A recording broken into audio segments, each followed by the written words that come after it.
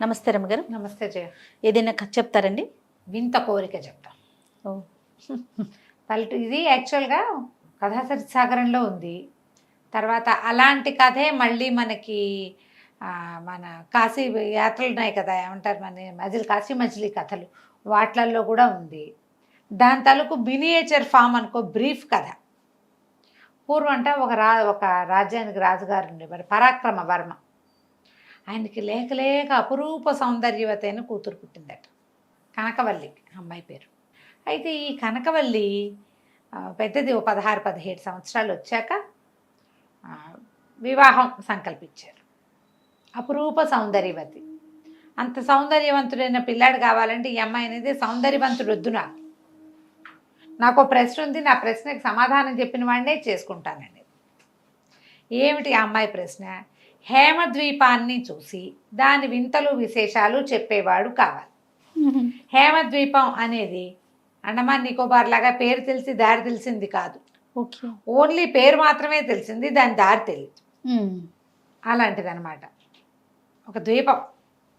వారా వీరా వచ్చేవాళ్ళు, మేము చూసామని. చూసామంటే ఈ అమ్మాయి 2 ప్రశ్నలు వేయగానే బెబ్బే అనేవాళ్ళు, పోయేవాళ్ళు. ఆ ద్వీపం గురించి తెలిస్తే తప్పిస్తే నేను పెళ్లి చేసుకోనని అమ్మాయి సెఠించి ఉన్నది. రాజుగారు కూడా ఏమంటున్నారంటే, లేక కలిగిన అపురూపమైన బిడ్డ, అయితే తను ఏదనుకుంటే ఆ ఒక్క మాట కూడా చేయలేమా, అదేమన్నా పరాక్రమం కావాలందా ఏమంది. ఒక ద్వీపం, దాని వివరాలు, ఏదో పూర్వజన్మలో ఇది అయి ఉంటుందని ఆయన ఒప్పుకున్నాడు. అయితే విష్ణు శర్మని ఒక శర్మగారు నేను చెప్తానని వచ్చాడు. సరే ఏమనుకున్నాడు, రాజు కూడా ఎంకరేజ్ చేశాడు. ఈ విష్ణు శర్మ అనేవాడు ఒకడు వచ్చాడు. ఇతను ఏం చేశాడు, ఈ విష్ణు శర్మ వాళ్ళ దగ్గర వీళ్ళ దగ్గర హేమద్వీపం కబుర్లు, అవి నిజాలో కాదో తెలియదు, ఆ ఊళ్ళో అక్కడలా ఉంటుంది, అక్కడ ఉంటాయట, అవి విన్నాడు. అవన్నీ మాట్లాడడానికి వచ్చాడు. ఈ అమ్మాయి 4-5 ప్రశ్నలు ఏం కానీ తేలిపోయేసరికి ఆ అమ్మాయి చిచ్చి వీడికేం తెలియదు, ఇతను ఎప్పుడు వెళ్ళినవాడు కాదని చెప్పేసి వాళ్ళ నాన్న పిచ్చుకప్పలు చెప్తున్నాడు, వీడిని బయటకు గెంటండి అని ఇతన్ని గెంటిచ్చేశారు. అయ్యో, గెంటిచ్చేసి విష్ణు శర్మ కనిపించింది, ఏమిటి ఎందుకు తెలుసుకోలేం, మనం గెంటించబడ్డామే వృధాగా, మనకు తెలిసింది చెప్పినా కుదరలేదు, అసలు ఆ హేమద్వీపం ఎక్కడుందో ఏమిటో చూద్దాం. ద్వీపం అనగానే పడవెక్కాలి. అక్కడి నుంచి ఏదో ఒక పడవెక్కేసాడు. అదొక మహాసముద్రం మీద ప్రయాణం చేస్తూ వెళ్ళి ఓ చోట ఎక్కడో నౌకాభంగం అయింది. ఈ నౌకాభంగం అయిపోయిన చోట తను విష్ణు శర్మ నీళ్ళల్లో పడిపోయాడు. ఒక పెద్ద చేప ఈ శర్మని మింగేసింది కానీ అది కొరికి తింటే చచ్చిపోయేవాడు. అది అమాంతం మింగింది, తర్వాత జీర్ణం చేసుకుంటుందిట అది. సరే ఇతను ఏం చేశాడు, ఆ చేప పట్టలో ఉండిపోయాడు. ఆ చేప ఇతని బరువుకి ఎవరికో వాళ్ళలో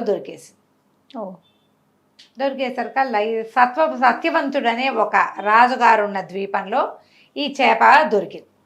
అక్కడ సముద్రంలో కొట్టుకొచ్చింది. వీళ్ళు వలేసేసరికి సరిగ్గా అదే సమయానికి దొరికితే ఏదో వింతగా ఉంది చేపని, ఆ చేపను ఒడ్డుకు లాక్కొచ్చారు.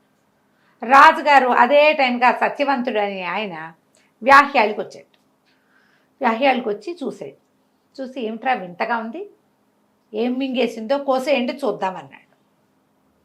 కోసేసేసరికల్లా కొస ప్రాణంతో ఉన్న విష్ణు శర్మ అందులో నుంచి బయటపడ్డాడు. ఆయన ఆశ్చర్యపోయాడు, ఎంత విచిత్రం, చేప మింగటం ఏమిటి, వాడు బతికుండటం ఏంటి, ఎంత ఆయుష్ ఉందో వీడికి అని చెప్పి వాడిని లేవదీసి ఏదో కాస్త భోజనం పెట్టించి మందు మాకు వేయించి, చేప పొట్టలో రకరకాల వాటితో కలిసి ఉన్నాడుగా వాసన పాపం.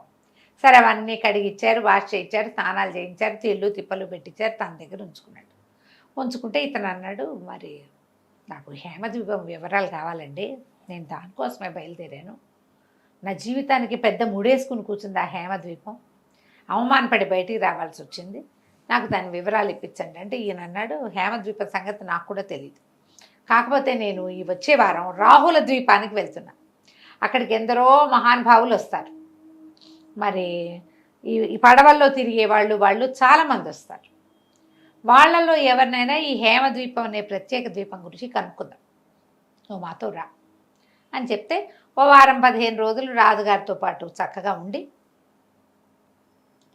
తర్వాత ఆయనతో కలిసి బయలుదేరితే ఈ 10 రోజులు ఈ విష్ణు శర్మను చూసి ఈయన ఏమనుకున్నాడట, ఈ సత్యవంతుడు పిల్లాడు చక్కగా ఉన్నాడు, ఎక్కడో పరదేశి అయినా కూడా చాలా బాగున్నాడు మనిషి. రాజకుమార్తె తన పని అయిపోతే రాకుమార్తెనిచ్చి పెళ్లి చేసి తన ద్వీపానికి రాజుని చేసి తన ఇంట్లోనే ఉంచుకోవాలనుకున్నారు. కంపెనీ నచ్చిందనమాట. ఓకే. ఆ విషయాన్ని ఆయన ఇంట్లో చెప్పాడు. అమ్మాయికి చూపించాడు కూడా, ఇతను నీకు ఓకేనా అని. అమ్మాయి కూడా ఓకే అనుకుంది. సరే ఇతను అడిగిన హేమద్వీపాన్ని తీసుకెళ్ళాలి కదా. రాజుగారు సత్యవంతుడును మన విష్ణు శర్మ ఇద్దరు కలిసి పెద్ద పెద్ద పడవలెక్కి రాహుల ద్వీపానికి బయలుదేరారు. ఆ రాహుల్ ద్వీపానికి వెళ్తున్న దారిలో ఏమైంది, ఒక పెద్ద సుడిగుండం లాంటిది వచ్చి వీళ్ళ పడవ సుడిగుండంలో పడిపోయింది. సత్యవంతుడు తేలలేదు. అయ్యయ్యో. కానీ విష్ణు శర్మకి ఒక కొయ్య పలక దొరికింది. ఏదో ద్వీపానికి కొట్టుకుపోయాడు. కొట్టుకుపోతే సరే ఏవో చెట్లు కనపడ్డాయి. ఏదో తిండి వెతుక్కుంటూ ఆ ద్వీపంలో అటు ఇటు తిరుగుతుంటే గండభేరుండ పక్షులు ఉన్నాయి అక్కడ, పెద్ద పెద్ద పక్షులు. ఆ గండభేరుండ పక్షులను చూసి అవి మాట్లాడుకుంటున్నవి విన్నాడు. సరే ఒక చోట ఎక్కడో చెట్టు కింద కూర్చుంటే పైన అన్ని పక్షులు మాట్లాడుకుంటుంటే పక్షి భాష తెలిసినటువంటి విష్ణు శర్మ ఒక గండభేరుండంతో మాట్లాడాడు. కి మాట్లాడేసరికి ఆశ్చర్యపోయింది. మనిషి తన భాష మాట్లాడటం. ఇద్దరు కొంచెం స్నేహం చేశారు. చేస్తే ఈ శర్మ ఏమన్నాడంటే, నన్ను హేమద్వీపానికి తీసుకెళ్తావా అని అడిగాడు.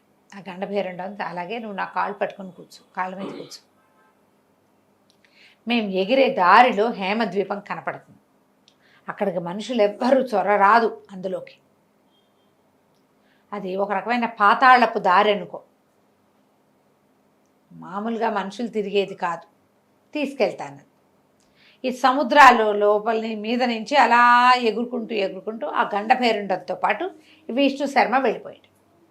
వెళ్తే ఒక చోట వదిలిపెట్టి, అది పెద్ద తోట, ద్వీపమే, ఎంత పెద్ద తోట. అక్కడక్కడ తిరిగాడు. తిరిగితే ఆ తోటలో పళ్ళు కోయటానికి కొంతమంది ఆడవాళ్ళు వచ్చారు. చక్కటి అలంకారాలు, మనుషుల్లాగా కనపడుతున్నా కానీ వాళ్ళు మనుషులైతే గ్యారంటీగా కాదు. సరే వాళ్ళు ఏం చేశారు, ఈ తోటలో తిరుగుతున్న విష్ణు శర్మని పట్టుకుని తమ రాణి గారి దగ్గరికి తీసుకుపోయారు. ఓకే. కనకరేఖ ఆవిడ పేరు. తీసుకుపోతే ఆవిడ చాలా సంతోషించింది. ఇప్పటిదాకా ఎప్పుడు మనుషుల్నే చూడలేదు మేము, ఊరికే మానవులు ఇలా ఉంటారని అదని తెలుసు, మాతో ఉండమని ఉంచుకొని చక్కగా తిండి తిప్పలు పెట్టింది. 4 రోజులు బాగా ఆమె వెనకాల తిప్పుకుంది. నువ్వు ఇక్కడికి వచ్చావు, నన్ను పెళ్లి చేసుకో, ఒక మానవుడితో వివాహం అవుతుందని మా నాన్న ఎప్పుడో చెప్పాడు, ఇక్కడే ఉండమంటే సరేనన్నాడు. తిరగటం మొదలుపెట్టాడు. అయితే ఏమైంది, ఈ లోపల వాళ్ళ నాన్న దగ్గర నుంచి ఒక ఉత్తరం వచ్చింది ఆ కనకరేఖకి. నేను మా తండ్రిని కలిసి వస్తాను, నువ్వు హాయిగా ఉండు, ఈ బిల్డింగ్ అంతా నీ ఇష్టం వచ్చినట్టు తిరుగు. 2వ ఫ్లోర్లో 36వ గది అని ఒక నెంబర్ చెప్పింది. ఆ గదిలోకి మాత్రం వెళ్ళబాక, మిగిలిందంతా నీ ఇష్టం వచ్చినట్టు తిరుగు. చెలికత్తెలు ఉన్నారు, దాసదాసీగణం ఉన్నారు, నీ తిండి తిప్పలకి వ్యవహారాలకి ఏమీ ఇబ్బంది ఉండదు అని చెప్పి వెళ్తే ఇతను ఆ బిల్డింగ్ అంతా ఎన్నో రకాల పచ్చలతోటి రత్నాలతోటి చేసిన తలుపులు, అక్కడి నుంచి ముత్యాల షాండ్లైర్స్, బంగారపు వేదికలు, నవరత్నాలు పొదిగినటువంటి వస్తువులు ఎన్ని చూశాడో. అక్కడ చిలకలు మాట్లాడతాయి, హంసలు నాట్యం ఆడతాయి, తర్వాత నెమళ్ళు నాట్యం చేస్తాయి, హంసలు చిలకలు ఇవి కలిసి ఏదో గాన కచేరీ లాంటివి చేస్తూ ఉంటాయి. పెద్ద పెద్ద తోటలు, నిండా పళ్ళు, ముత్యాలు పగడాలు కాసే చెట్లు, ఎన్నో. అంతా చూసి ఆ బిల్డింగ్ అంతా తిరిగి ఆ బిల్డింగ్లో ఉన్నటువంటి ఏ గదిలోకి నువ్వు వెళ్ళొద్దందో ఆ గదిలోకి వెళ్ళాడు. వెళ్తే ఆ గదిలో 2 మంచాల మీద 2 మహాసౌందర్యవతులైన అమ్మాయిలు ఉన్నారు. తెల్లబోయాడు. దగ్గరికి వెళ్ళి చూస్తే అందులో ఒకటి కనకవల్లి, కనకప్రభ. తను మొట్టమొదట ఒక రాజుగారి దగ్గరికి వెళ్ళాడు కదా, పరాక్రమరాజు, అవునవును, ఆయన కూతురు. ఏంటి 2 బాడీలు ఇక్కడ ఉన్నాయి, ఆ అమ్మాయి అక్కడ ఉంది కదా, చాలా వింతగా ఉంది. సరే ఏం చేశాడు, దానికి ఆ గదికి ఒక బాల్కనీ, దాన్ని ఆనించి ఒక తోట ఉన్నాయి. ఇవి ఫ్లోర్ల వైజ్గా ఉన్నాయి కదా, 2వ ఫ్లోర్కి కూడా ఒక తోట కనపడుతుంది. ఆ తోటలోకి వెళ్ళాడు. అక్కడ ఒక పంచకళ్యాణి గుర్రం, ఎంత బాగుందో. సరే ఏం చేశాడు, దగ్గరికి వెళ్ళి దాన్ని ఎక్కబోతే ఆ గుర్రం ఒక్క తన్ను తన్నేసరికల్లా అక్కడ ఒక బావి ఉంది. ఆ బావిలో పడ్డాడు వెళ్ళి. బావిలో పడినవాడు ఇక ఎక్కడ ప్రత్యక్షం అయ్యాడు? పరాక్రమ రాజు గారి ఊళ్ళో ఉన్న ఏట్లో ప్రత్యక్షం అయ్యాడు. చూసుకుంటే ఏముంది, బావి లేదు, పంచకళ్యాణ్ లేదు, ఆ ఇద్దరు అమ్మాయిలు లేరు, కనకరేఖ తాలూకు బ్రహ్మాండమైన తోట, పగడాలు ముత్యాలు కాసే చెట్లు ఏమీ లేవు. తన ఊళ్ళోకి వచ్చి పడిపోయాడు. సరే ఏమనుకున్నాడు, రాజుగారి దగ్గర బయలుదేరాడు.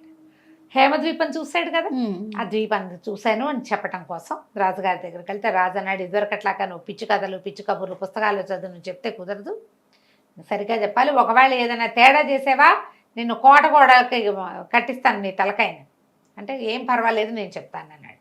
అక్కడి నుంచి కనకప్రభాన్ని ప్రవేశపెట్టారు. అమ్మాయి వచ్చి కూర్చుంది. ఫలానా తోట, ఫలానా దొడ్డి, ఫలానా బిల్డింగు అన్నీ అడిగింది. అన్నీ చెప్పాడు. అన్నీ చెప్పాడు. అక్కడ నా చేతులు పుచ్చుకో అంది.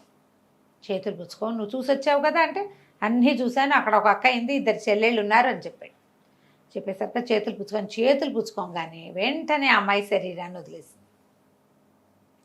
వదిలేసి మేము ఒక పొరపాటు చేసాం, మేము చేసిన పొరపాటు వల్ల మాకు ఇది వచ్చింది. ఒకప్పుడు ఒక మహాముని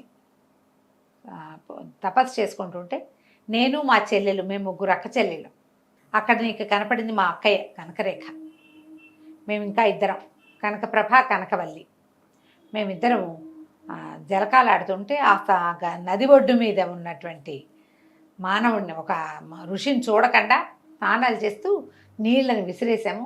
మా ఒంటి మీద నుంచి పడినటువంటి నీళ్లు ఆ ఋషి మీద పడ్డాయి. ఆయన చిచ్చి మానవులు లాంటివి చేశారు, యక్షకన్యలు అయ్యుండి కూడా మీరు ఇట్లాంటి పని చేశారని మమ్మల్ని శపించాడు. శపించేసరికల్లా మేమిద్దరం మానవులుగా పుట్టాం, మా అక్క అక్కడ ఉండిపోయింది. ఇలా పొరపాట్లు చేయటం వల్ల మా నాన్న ఇంకా మా అక్కయ్యకి మేము యక్షలోక ప్రవేశం లేకుండా సముద్ర గర్భంలో ఉన్న ద్వీపం హేమద్వీపాన్ని తయారు చేయించి మా అక్కయ్యకి ఇచ్చేశాడు. మా అక్కయ్య ఒక్కతే అక్కడ ఉంది. ఇలా ఎవరైనా సరే అక్కడికి వెళ్ళి నా శరీరాన్ని చూసి నాకు కథ చెప్పిన వాడిని ముట్టుకుంటే నాకు శాప విమోచనం అయిపోయింది, నేను శరీరాన్ని వదిలేసి వెళ్ళిపోతున్నాను, నువ్వు అక్కడికి వచ్చి నన్ను పెళ్లి చేసుకో, నువ్వు మా అక్కయ్యని పెళ్లి చేసుకుంటానని మాట ఇచ్చావు కదా, అక్కడికి వస్తే నేను కూడా నీ భార్యను అవుతానని చెప్పి శరీరాన్ని వదిలిపెట్టి వెళ్ళిపోయింది. అక్కడే నిలబడి కూర్చుని చూస్తున్నటువంటి రాజుగారు రాణిగారు అయ్యో మా కూతురు చచ్చిపోయిందో అని లబో దిబోమని ఏడ్చారు. శరీరం వదిలేసింది. ఈ అమ్మాయి బాడీ ఎక్కడుంది, అసలు ఒరిజినల్ బాడీ హేమద్వీపంలో, అక్కడికి వెళ్ళిపోయింది. సరే ఇతను మళ్ళీ హేమద్వీపం వెళ్ళాలంటే ఏం చేయాలి, రాజుగారు చూస్తూనే ఉన్నాడు కాబట్టి ఇంకా విష్ణు శర్మని ఏమీ అనలేకపోయాడు. సరే ఇతను ఏం చేశాడు, మళ్ళీ పడవెక్కి సత్యవ్రత మహారాజు, సత్యవ్రతుడు ఆయన చనిపోయాడు కదా, అవునవును, సత్యవంతుడు, అక్కడికి బయలుదేరాడు వాళ్ళ నగరానికి. వాళ్ళ నగరంలో షిప్ ఆగేసరికి అక్కడి నుంచి రాహుల ద్వీపానికి వెళ్ళాలి ఇతను. ఆ దారిలో కదా ఇది జరిగేది. అవును, ఇప్పుడు రాహుల ద్వీపానికి వెళ్ళే దారిలో సుడిలో దూకితేనే మళ్ళీ తను అక్కడికి చేరతాడు. బోళ్ళంతుంది కథ. అక్కడికి వెళ్ళాలంటే మళ్ళీ ప్రయత్నం చేయాల్సింది. ఇక్కడికి వెళ్ళేసరికల్లా ఏమైంది, ఇతను ఇట్లా పడవ ఆగంగానే కొంతమంది సైనికులు సిద్ధంగా ఉండి యువరాణి గారు మిమ్మల్ని తీసుకురమ్మన్నారు, మీరు ఎప్పుడు వస్తారా అని చూస్తున్నామని చెప్పి చేతులు పుచ్చుకుని తీసుకెళ్ళిపోయారు. తీసుకెళ్ళిపోయేసరికల్లా అక్కడికి వెళ్తే ఆ అమ్మాయి అపురూపమైన సౌందర్యవతి. కానీ ఇతనికి గుర్తొచ్చింది, ఈ కనపడ్డేతున్న అమ్మాయి ఎవరో కాదు, తను హేమద్వీపంలో ఇద్దరు అమ్మాయిల శరీరాలను చూశాడు. అందులో ఒకతేమో కనకప్రభ, రెండోది ఈ అమ్మాయి. ఓహో. ఆ అమ్మాయి ఏం చెప్పిందంటే, నువ్వు హేమద్వీపం చూసావా అని అడిగింది. చూశాను, ఇప్పుడు నేను అక్కడ చూసినవన్నీ నేను మా యువరాణికి చెప్పాను అన్నాడు. ఏమేమి చూసావో చెప్పు అంది చేతులు పుచ్చుకుని. నేను కనకవల్లిని కనకరేఖను కలిశాను, అక్కడ 2 డెడ్ బాడీలు చూశాను, పంచకళ్యాణి నన్ను ఒక తన్ను తన్నిదనగానే ఈ అమ్మాయి వెంటనే శరీరాన్ని వదిలేసింది. నేనే ఆ 3వ దాన్ని, మేము 3 అక్క చెల్లెళ్ళం, పద మనం వెళ్ళిపోదాం, నువ్వు ఇంకో రకంగా అక్కడికి చేరవు, కిందటిసారి నీకు అవకాశం లభించింది కాబట్టి చేరావని ఆ అమ్మాయి ఒక చప్పట్లు చరిచింది. రాణిగారు చూస్తూనే ఉంది, ఆవిడికి తెలుసు శాపగ్రస్త అయిన యక్షకన్య తమకు పుట్టిందని. ఆ తండ్రిని బతికించి పంపిస్తాం, ఆయన సముద్ర గర్భంలో ఎక్కడో పడిపోయాడు అని చెప్పి తల్లికి చెప్పి చప్పట్లు తరితే ఒక మేఘం వచ్చిందిట కిందకి. ఆ మేఘం మీద కూర్చుని ఈ కనకవల్లి విష్ణు శర్మ ఇద్దరు కూర్చుని వెళ్ళిపోయారు. ఈ అమ్మాయి వెళ్తూ వెళ్తూ ఆ మేఘాన్ని చెప్పింది, నా తండ్రి అయిన సత్యవంతుణ్ణి రాజ్యానికి మళ్ళీ చేర్చు అని. ఈ అమ్మాయిని హేమద్వీపానికి వెళ్ళిపోయింది అమ్మాయితో సహా. అప్పుడు కనకరేఖ, కనకప్రభ, కనకవల్లి 3 అమ్మాయిల్ని పెళ్లి చేసుకుని ఎంతో కాలం పాటు వాళ్ళలాగానే యక్షుల్లాగా చాలా సంవత్సరాలు జీవించే అవకాశాన్ని పొంది విష్ణు శర్మ అక్కడే ఉండిపోయాడట. కాలకంటికి మనం ఇంటికి. బాగుంది. వాళ్ళ నాన్న తిరిగి వచ్చేసాడు. తిరిగి వచ్చేసాడు, తండ్రి తిరిగి వచ్చేసాడు, ఆయన రాజ్యం ఆయన చేసుకున్నాడు, ఎవరో పిల్లల్ని పెంచుకున్నారు ఆ తర్వాత వాళ్ళు. నమస్తే రమగారు. నమస్తే జయ.